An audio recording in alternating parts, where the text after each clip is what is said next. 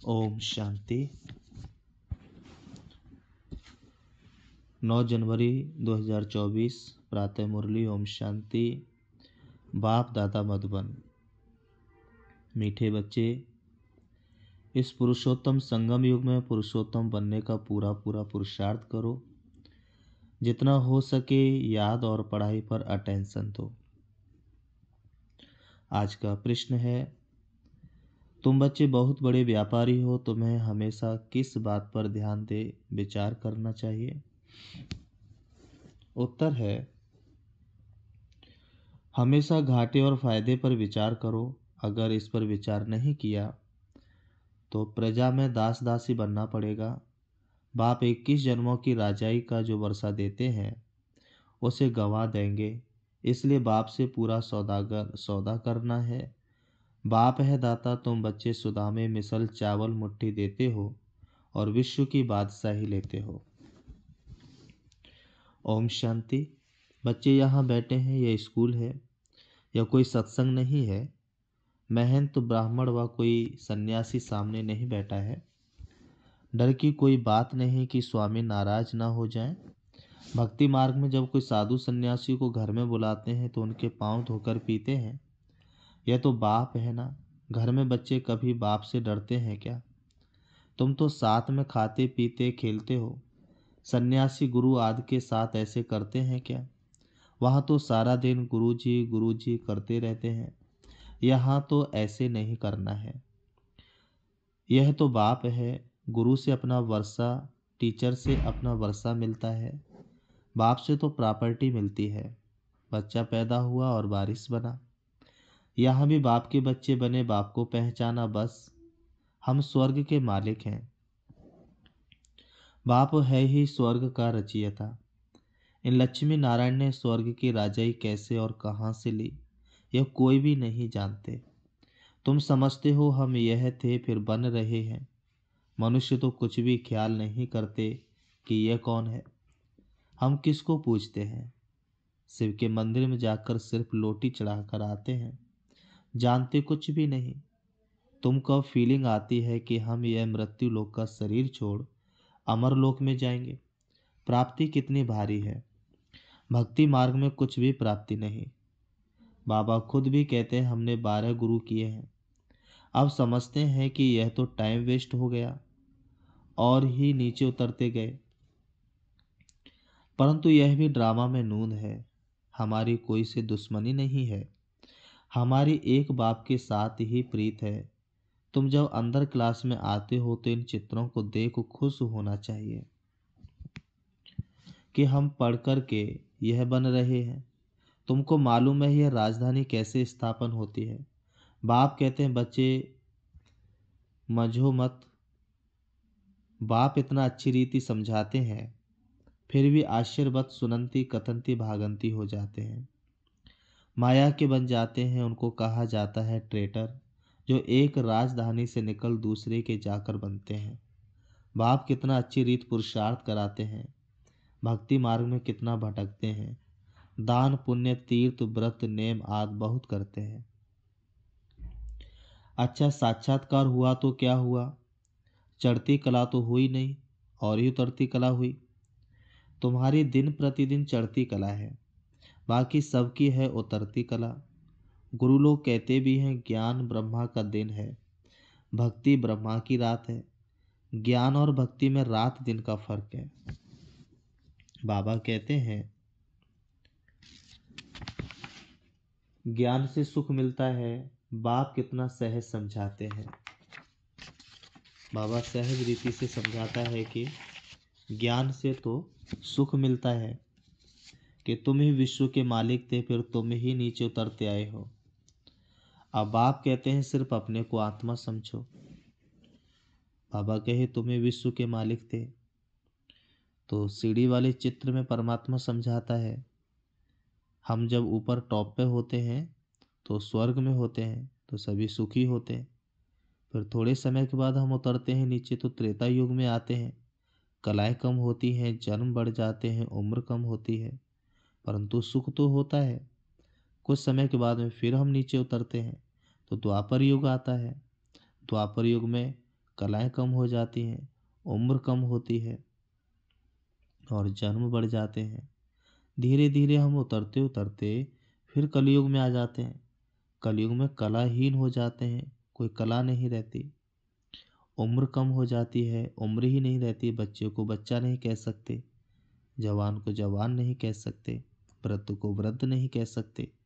कभी भी किसी का भी शरीर छूट सकता है। घर में इतना बुजुर्ग बैठे हुए होते हैं तो भी जवान बच्चा चला जाता है। तो अथाह दुख चारों ओर हो जाता है और जन्म हमारे बहुत बढ़ जाते हैं। कलयुग के अंदर ही हम 42 बार शरीर छोड़ते हैं और शरीर लेते हैं। तो बाबा कहता है कि धीरे धीरे नीचे उतरते आए हो। अब आप कहते हैं सिर्फ अपने को आत्मा समझो, आत्मा अविनाशी है। बाबा कहता है अपने को आत्मा समझो, क्योंकि सारे संसार में स्मृति और विस्मृति का ही खेल है। अब हमको स्मृति नहीं रही कि हम कौन हैं, हम अपने को शरीर समझने लगे।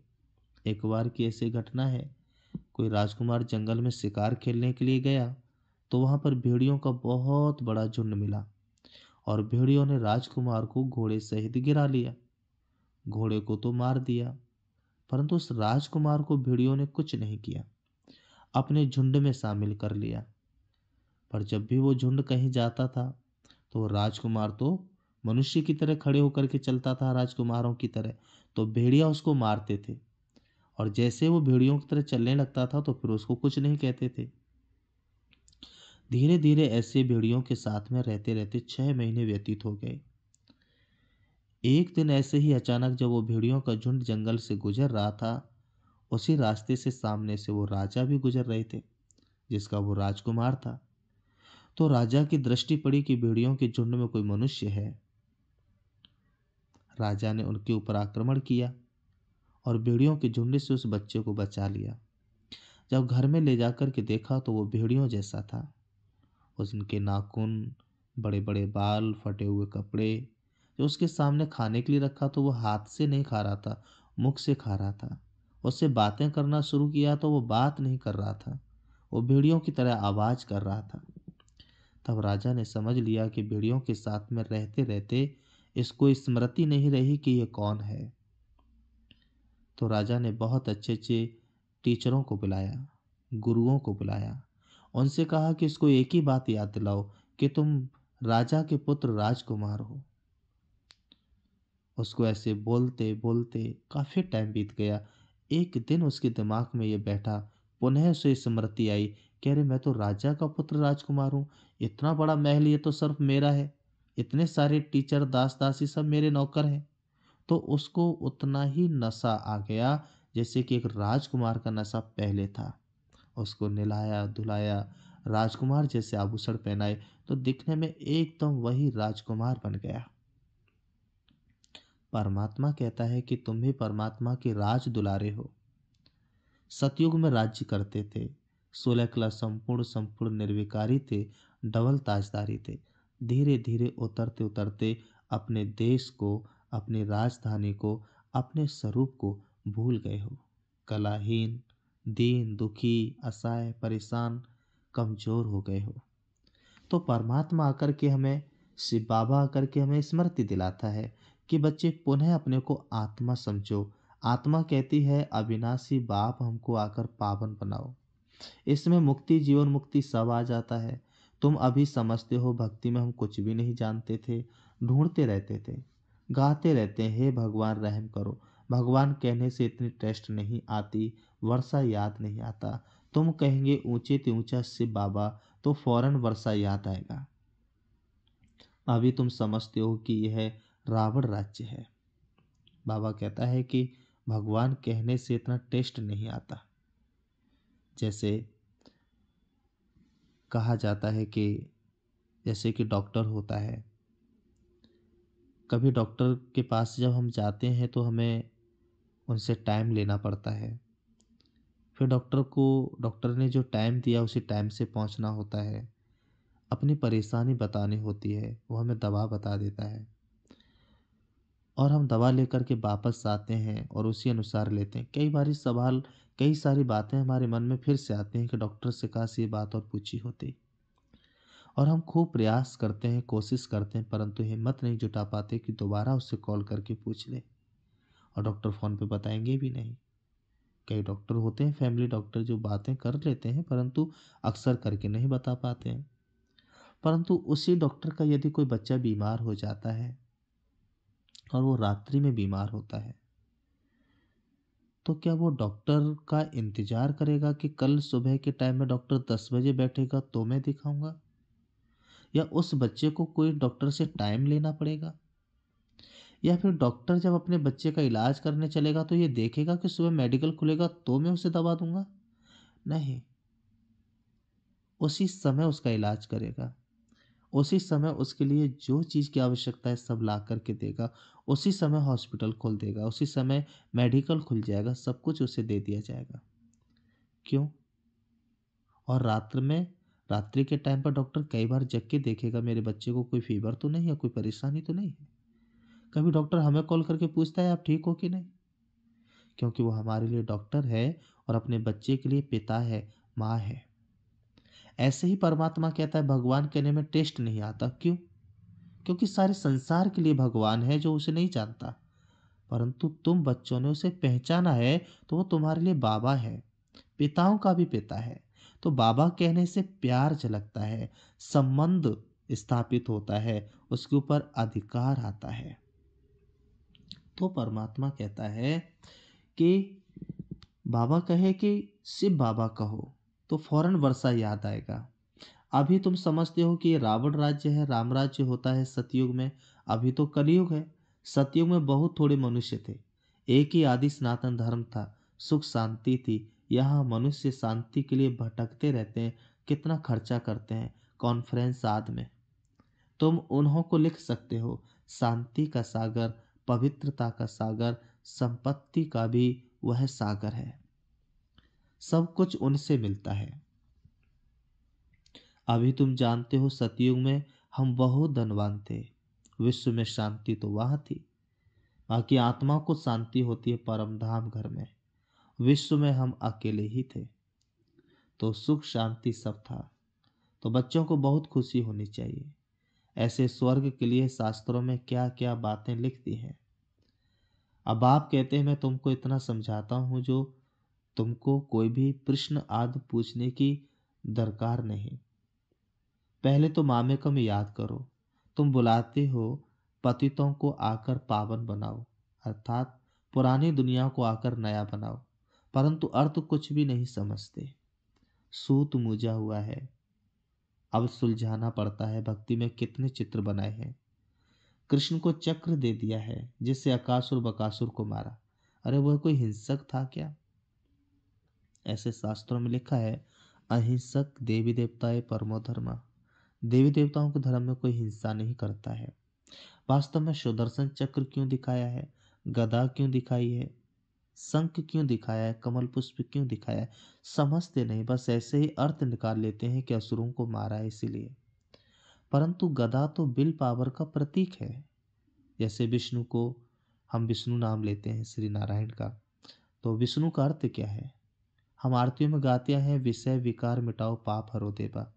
तो उनके अंदर कोई विष नहीं है, माना बेकार रूपी विष नहीं है, इसलिए उनको कहते हैं विष्णु, नो विष। उनके उन्होंने विषय विकारों पर विजय प्राप्त की है, उसका प्रतीक है। स्वदर्शन चक्रधारी, स्वदर्शन, दुनिया में कहीं जाएंगे तो परदर्शन होता है, परंतु उन्होंने स्वदर्शन करना सिखाया है। आप हो कौन? शरीर नहीं हो, आत्मा हो, इसे स्वदर्शन कहते हैं। चक्र, सारी सृष्टि की चक्र की नॉलेज है उन्हें, इसलिए निश्चिंत है, बेफिक्र है, तो सुदर्शन चक्रधारी कहा जाता है। शंख दिखाते हैं, वास्तव में शंख है क्या? हमारा मुख शंख है। दिखाते हैं कि जब शंख बजाते हैं तो युद्ध आरंभ हो जाता है, शंख को बजाते हैं तो युद्ध बंद भी हो जाता है, युद्ध के समय में जो दिखाते हैं। तो वास्तव में शंख हमारा मुख है। घर में कोई अपना मुख ऐसे खोलता है कि घर में ग्रह कलेश शुरू हो जाता है, लोग मरने के लिए भागते हैं, कोर्ट कचहरी तक बात आ जाती है, मर्डर हो जाते हैं। एक समझदार व्यक्ति अपना मुख खोलता है तो अनेक सारे बैर खत्म हो जाते हैं। लड़ाई झगड़े समाप्त हो जाते हैं, प्यार से रहने लगते हैं, अनेक सारी गलतियों को माफ भी कर देते हैं। हमारा मुख शंख है, हमें बस अपना मुख बजाना आना चाहिए, अपना शंख बजाना आना चाहिए। परमात्मा हमें ये समझाता है। तो जिससे अकासुर बकासुर को मारा, ये वाली बात नहीं। अरे वो कोई हिंसक था क्या? फिर कहते फलानी फलानी को भगाया, डबल हिंसक बना दिया है। वंडर है ना। जिन्होंने शास्त्र बनाए हैं उन्हों की बुद्धि की कमाल है। फिर उनको कहते व्यास भगवान। अब आप कहते हैं मुझे याद करो और दैवी गुण धारण करो, और कोई बात नहीं, तुमको योग में बिठाया जाता है। क्योंकि बहुत हैं जो बाबा को याद नहीं करते, अपने ही धंधे में रहते हैं, उनको फुर्सत ही नहीं। परंतु इसमें तो काम आद करते भी बुद्धि से याद करना है। तुम आशिक हो मुझ मासूक के। अब मैं तुमको कहता हूं और संग तोड़ मुझे एक संग जोड़ो। खाते पीते सिर्फ यह आदत डालो कि मैं आत्मा हूं और बाप को याद करो। बाप तुमको कितना ऊंचा बनाते हैं, तुम यह पाई पैसे की बात नहीं मानते, मुझे याद नहीं करते। अपने बाल बच्चों को करते हो, मुझे नहीं कर सकते हो। वास्तव में निष्ठा अक्षर कहना रॉन्ग है। बाबा डायरेक्ट आकर कहते हैं मामे कम याद करो। कल्प पहले भी सम्मुख बाप ने समझाया था, अभी समझाते हैं मीठे मीठे बच्चे। कल्प के बाद मिले हुए लाडले बच्चे, तुम्हारे 84 जन्म पूरे हुए। अब वापिस जाने के लिए तुमको पवित्र जरूर बनना पड़ेगा। बेकार में जाने के कारण ही तुम बहुत पतित बन गए हो। पावन नहीं बनेंगे तो पद भी कम मिलेगा। अपने को आत्मा समझ बाप को याद करो और 84 के चक्र को भी याद करो। यही सुदर्शन चक्र है। इसका अर्थ भी कोई नहीं जानता। मुख से ज्ञान शंख बजाना है, ये ज्ञान की बातें हैं। यह तुम्हारा बेहद का बाप है। एक हद का बाप होता है शरीर का, एक बेहद का बाप होता है। ये बेहद का बाप है, स्वर्ग का रचयिता है। बाप को याद करो तो तुम्हारी चढ़ती कला हो जाएगी। कितनी सहज बात है। तुम बच्चे अब समझते हो कि यह बना बनाया ड्रामा है। हर 5000 वर्ष के बाद बाप आते हैं। अब अच्छी तरह पुरुषार्थ करो। तुम धन के पीछे क्यों मरते हो? अच्छा, मास में लाख 2 लाख कमाएंगे, परंतु यह सब खत्म हो जाएगा। बाल बच्चे खाने वाले ही नहीं रहेंगे। लोभ रहता है कि पुत्र पोत्रे तर पोत्रे खाएंगे। ऐसे नहीं, पुनर्जन्म सब उस कुल में ही लेंगे। पुनर्जन्म पता नहीं कहाँ कहाँ लेते हैं। तुम तो 21 जन्म का वर्षा पाते हो। अगर कम पुरुषार्थ किया तो प्रजा में दास दासियां जाकर बनेंगे, तो कितना घाटा हो जाएगा। तो घाटे और फायदे का भी विचार करो। व्यापारी लोग पाप भी बहुत करते हैं तो कुछ ना कुछ धर्मायु निकालते हैं। यह तो है अविनाशी ज्ञान रत्नों का व्यापार, जो कोई बिरला करते हैं। यह है सौदा डायरेक्ट बाप से करना है। बाप देते हैं ज्ञान रतन, वह तो दाता है। बच्चे चावल मुट्ठी देते हैं, बाप तो देते हैं बेहद की बात सही। उनकी भेंट में यह चावल मुट्ठी हुई ना। तुम सब सुदामा हो, सुदामा हो। क्या देते हो और क्या लेते हो? विश्व की बादशाही लेकर विश्व के मालिक बनते हो। बुद्धि कहती है एक ही भारत खंड होगा, प्रकृति भी नई होगी, आत्मा भी सतो प्रदान होगी। सतयुग में तुम देवताएं थे तो प्योर सोना थे। फिर त्रेता में थोड़ी चांदी आत्मा में पड़ती है, उनको सिल्वर एज कहा जाता है। सीढ़ी नीचे उतरते जाते हैं। इस समय तुम बहुत ऊंचे हो। विराट रूप का चित्र भी है, सिर्फ अर्थ नहीं समझते। कितने ढेर चित्र हैं। कोई क्राइस्ट का चित्र रखते हैं तो कोई साईं बाबा का रखते हैं। मुसलमानों को भी गुरु कहते हैं, मुसलमानों को भी गुरु करते हैं। फिर वहां जाकर शराब की महफिल करते हैं। बाप कहते हैं कितना अज्ञान अंधियारा है। यह सब है भक्ति का अंधियारा। संग की बहुत संभाल रखनी है। कहा भी जाता है संग तारे कुसंग बोरे। कुसंग है माया के 5 विकारों का। अभी तुमको सत बाप का संग मिला है, जिससे तुम पार जा रहे हो। बाप ही सत बोलते हैं। कल्प कल्प कल्प कल्प तुमको सत का संग मिलता है। फिर आधा कल्प के बाद कुसंग मिलता है रावण का। यह भी समझते हो कल्प पहले मिसल राजधानी जरूर स्थापन होगी। तुम विश्व के मालिक जरूर बनेंगे। यहाँ तो पार्टीशन होने के कारण कितने झगड़े होते हैं, वहां तो है ही एक धर्म। विश्व में शांति थी, जबकि अद्वैत देवताओं का राज्य था, एक ही धर्म था। वहां अशांति कहाँ से आई? वह है ही ईश्वरीय राज्य। स्पिरिचुअल नॉलेज से परमात्मा ने किंगडम स्थापन किया है, तो जरूर वहां सुख होगा। बाप का बच्चों पर प्यार होता है ना। बाप कहते हैं, मैं जानता हूं तुमको कितने धक्के खाने पड़ते हैं। समझते हैं भगवान कोई ना कोई रूप में आ जाएगा। कब बैल पर सवारी भी दिखाते हैं। अब बैल पर कभी सवारी होती है क्या? कितना अंधियारा है। तो तुम बच्चे अब सबको बताओ कि बाप सबको वर्षा देने आए हैं। ब्रह्मा द्वारा नई दुनिया की स्थापना हो रही है। बाबा हमेशा बड़ के झाड़ का मिसाल देते हैं, वैसे इनका जो फाउंडेशन है वही फिर से स्थापन कर रहे हैं। बाबा कहे कि और कोई धर्म रहेगा नहीं। भारत है अविनाशी खंड और अविनाशी तीर्थ। बाप का वर्थ प्लेस है ना। बाबा मीठे मीठे बच्चों को कितना प्यार से समझाते हैं। एक एक ज्ञान की गुह्य बातों को भी बाबा हम बच्चों को बड़े प्यार से समझाते हैं। बाबा कहते हैं, टीचर के रूप में पढ़ाते हैं। तुम बच्चे पढ़कर मेरे से भी ऊंच चले जाते हो। मैं तो राजा ही लेता नहीं। तुमने मुझे कभी स्वर्ग में बुलाया है क्या कि आओ मैं तुमको स्वर्ग में भेज देता हूँ? कितना मजे का खेल है। बाप कहते हैं, अच्छा बच्चे जीते रहो। हम वानप्रस्थ अवस्था में जाकर रहता हूँ। बाप कहते हैं, अब तो आफतें सिर पर खड़ी हैं, इसलिए पुरुषोत्तम बनने का, इस पुरुषोत्तम संगम युग पर पूरा पूरा पुरुषार्थ करना है। बाप को याद करने का पुरुषार्थ करते रहो तो विक्रम विनाश होंगे, और जितना जो पढ़ेंगे वह ऊंच कुल में जाएंगे। बाप कहते हैं, अपनी घोट तो नशा चढ़े। सदा बच्चों को बाप से वर्षा मिलता है। लौकिक में तो बच्चे को मिलता है, बाकी कन्यादान होता है। यहाँ तो सब आत्माओं को वर्षा मिलता है, सो भी बेहद का। तो इस पर पूरा ध्यान देना चाहिए। भगवान पढ़ाते हैं, एक दिन भी मिस नहीं करना चाहिए। बाबा को कहे कि मुझे फुर्सत नहीं है। अरे आत्मा को फुर्सत नहीं है मेरे से पढ़ने के लिए, ये कहने में शर्म नहीं आता क्या? अच्छा तो मीठे मीठे सिकलदे बच्चों प्रति माता पिता बाप दादा का याद प्यार और गुड मॉर्निंग। रूहानी बाप की रूहानी बच्चों को नमस्ते। रूहानी हम बच्चों की रूहानी बाप दादा को याद प्यार और नमस्ते नमस्ते नमस्ते। धारणा के लिए मुख्य सार नंबर 1, संग से अपनी बहुत संभाल करनी है। एक सत बाप का संग करना है।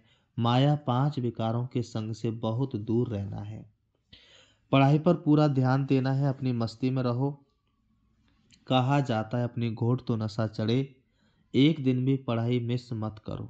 वरदान, सेवा में स्नेह और सत्यता की अथॉरिटी के बैलेंस द्वारा सफलता मूर्त भाव।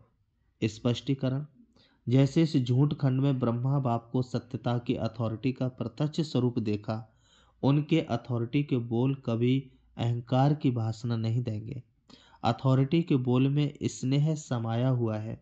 अथॉरिटी के बोल में सिर्फ प्यारे नहीं प्रभावशाली होते हैं। तो फॉलो फादर करो। स्नेह और अथॉरिटी, निर्माणता और महानता दोनों साथ साथ दिखाई दें। वर्तमान समय सेवा में इस बैलेंस को अंडरलाइन करो तो सफलता मूर्त बन जाएंगे। स्लोगन, मेरे को तेरे में परिवर्तन करना, अर्थात भाग्य का अधिकार लेना। अव्यक्त साइलेंस द्वारा डबल लाइट फरिश्ता स्थिति का अनुभव करो। पहले अपनी देह के लगाव को खत्म करो, तो संबंध और पदार्थ से लगाव आपे ही खत्म हो जाएगा। फरिश्ता बनने के लिए पहले यह अभ्यास करो कि यह देह सेवा अर्थ है, अमानत है, मैं ट्रस्टी हूँ। फिर देखो फरिश्ता बनना कितना सहज लगता है। अच्छा, ओम शांति, ओम शांति। ओम शांति। अभी हम बाबा को याद करते हैं, अपने मन को चारों तरफ से हटाएंगे, देखेंगे अपने आप को दोनों भ्रम के बीच भ्रकुटी में चमकता हुआ दिव्य सितारा। मैं आत्मा अति सूक्ष्म हूँ।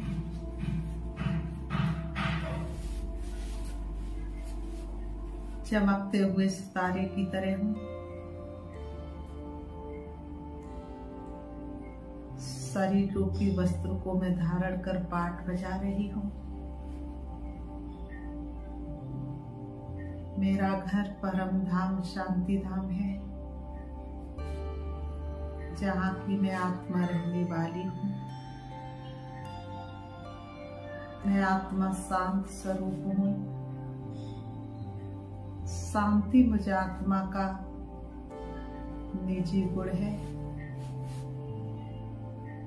प्यार और पवित्रता मुझे आत्मा की सबसे बड़ी शक्ति है।